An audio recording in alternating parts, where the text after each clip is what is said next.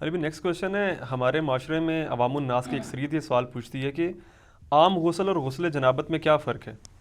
مزید یہ کہ اگر ہم غسل کو سنت کے مطابق ادا کریں تو کیا ڈائریکٹ نماز پڑھ سکتے ہیں یا پھر نماز پڑھنے کے لیے الگ سے وضو کرنا پڑے گا؟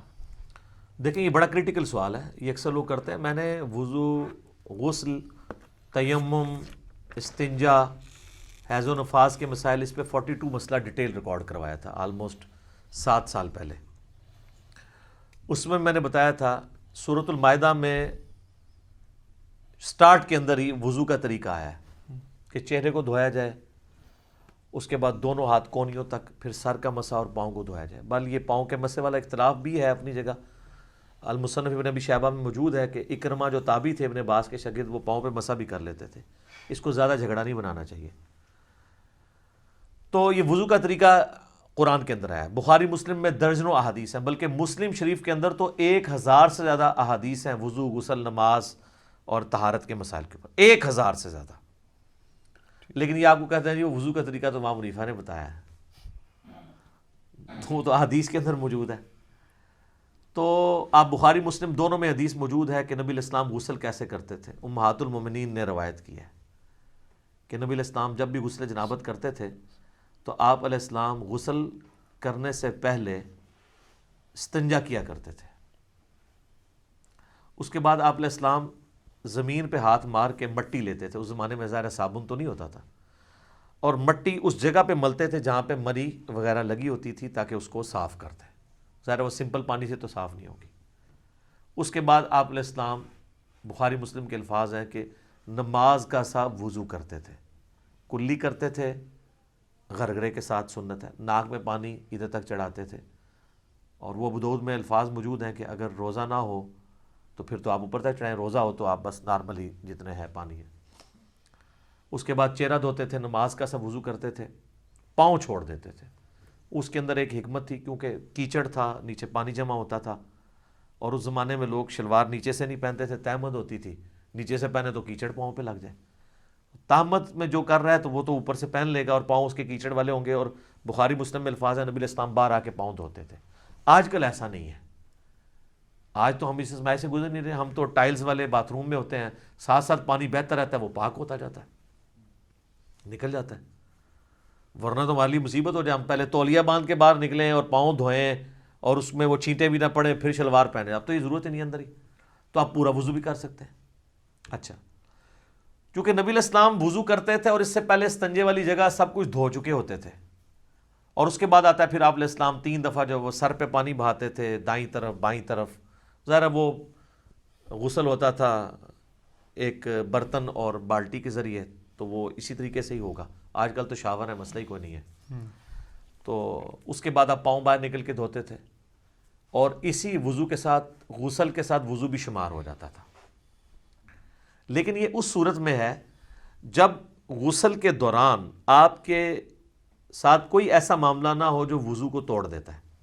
اگر اسی دوران کسی کی ہوا خارج ہو جاتی ہے یا پیشاب کا قطرہ نکل جاتا ہے تو پھر وہ غسل کر کے نکلے اور کہ جی میرا وضو ہو گیا ہے، تو اپنے آپ کو ہی دھوکہ دے رہا ہے. کیسے ہو گیا؟ اس کو تو پھر اینڈ پہ دوبارہ سے وضو کرنا ہوگا. یا اسی دوران اگر شرمگاہ کو ہاتھ لگ جاتا ہے، اگرچہ اختلافی مسئلہ ہے لیکن کبھی دلائل اسی طرف ہے کہ نیکڈ اگر شرمگاہ کو ہاتھ لگ جائے، یعنی ڈائریکٹ پردے میں حائل ہو کے لگے وہ تو کوئی مسئلہ نہیں، ڈائریکٹ لگ جائے تو اس کا وضو ٹوٹ جاتا ہے. تو اس میں بہتر یہی ہے کہ احتیاط اسی میں ہے کہ آپ اینڈ پہ دوبارہ وضو کر کے ہی باہر نکلیں، کیونکہ بعض اوقات ہاتھ لگ ہی جاتا ہے اور اتنا دھیان بھی نہیں رہتا اس طرح کے معاملات میں.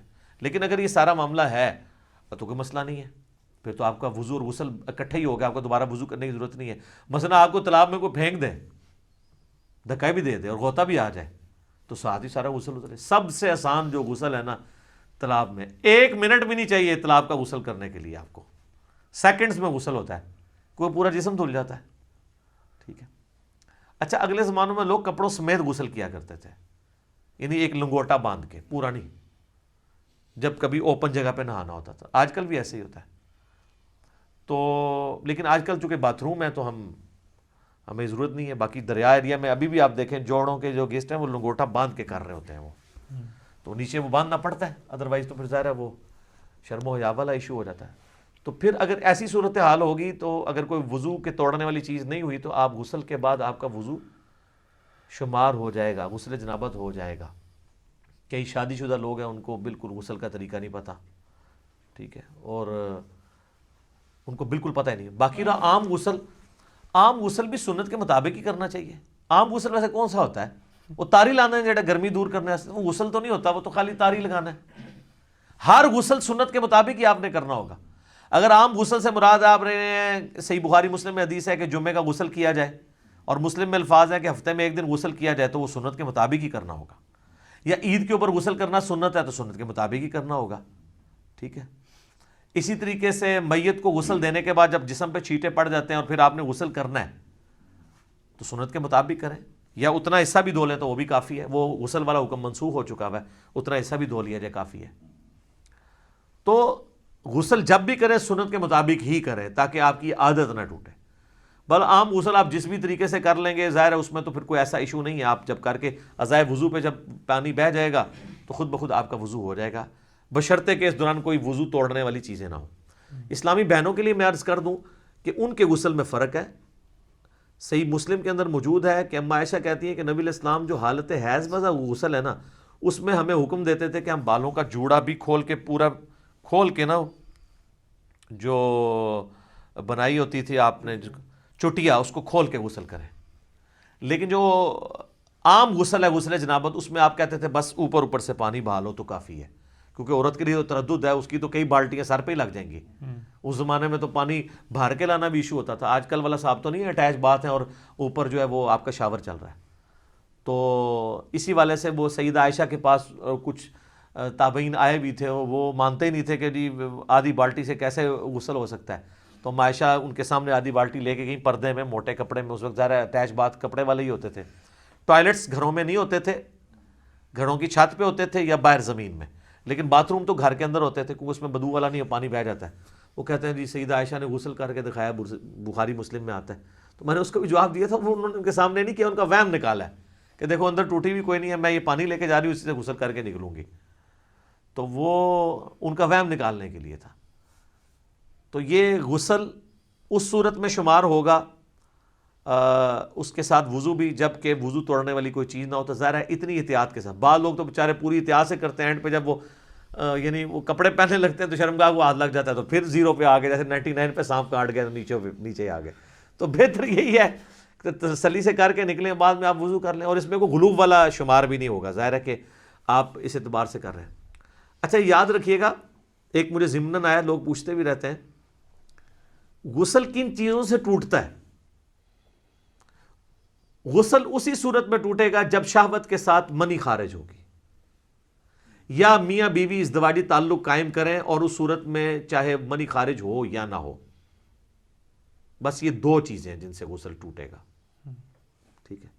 حیض والا تو عورتوں کا معاملہ الگ ہے۔ تیسری کوئی صورت نہیں ہے۔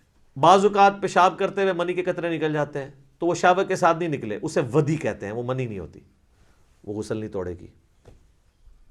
اسی طریقے سے بعض لوگ بیچارے پہلے غسل سے پہلے وضو کرتے ہیں، اس کے بعد جب سر پہ پانی ڈالتے ہیں تو ٹھنڈک کی وجہ سے پیشاب کے قطرے نکل جاتے ہیں، وہ سمجھتے ہیں آپ پیشاب نکل گیا پھر دوبارہ سے غسل شروع کر رہے ہیں۔ نہیں، پیشاب نکلنے سے غسل تو نہیں ٹوٹا، وضو آپ کا ضرور ٹوٹ گیا، تو وہ وضو تو آپ نے ویسے بھی اینڈ پہ دوبارہ ہی کرنا ہوگا احتیاطاً، غسل آپ اپنا جاری رکھیں۔ غسل کے دوران پیشاب کرنے سے، ہوا خارج ہونے سے غسل جہاں تک پہنچا اس کو آگے ہی لے کے چلیں، پھر 0 پہ نہیں آپ نے آنا، کیونکہ وہ غسل نہیں ٹوٹا، آپ کا وضو ٹوٹا ہے، تو وضو تو آپ دوبارہ بھی کر لیں گے۔ غسل توڑنے والی چیز میاں بیوی کا ازدواجی تعلق ہے، خواہ اس میں منی ہو یا نہ ہو، اور یعنی نائٹ فال، یعنی منی کا شہوت کے ساتھ نکلنا، وہ نائٹ فال کے ذریعے ہو یا کسی اور غلط طریقے سے ہو، یعنی میں کوڈ ورڈز میں بات کر رہا ہوں، تو وہ غسل کو فرض کر دے گی، باقی اور کوئی چیز جو ہے نا وہ غسل کو فرض نہیں کرتی۔ تو یہ ایسے مسائل ہیں جو لوگ عموماً پوچھتے رہتے ہیں، تو آسان ہی معاملہ جی، آپ دین سیکھیں، دین میں آسانی ہے۔